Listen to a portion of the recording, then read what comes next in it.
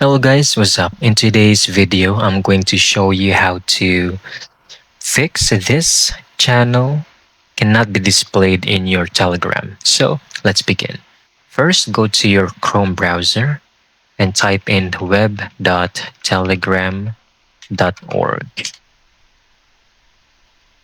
Now you will be redirected to this process. You need to log in with your Telegram by QR code or by phone number. Do that after you've successfully put in your credentials.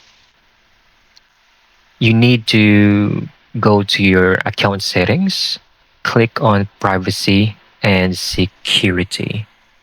Then scroll down to the bottom and this section, sensitive content. Make sure this is checked, which is disable filtering. And that's it. That's how you fix this error, which is cannot be displayed in your Telegram. I hope you found this video very helpful.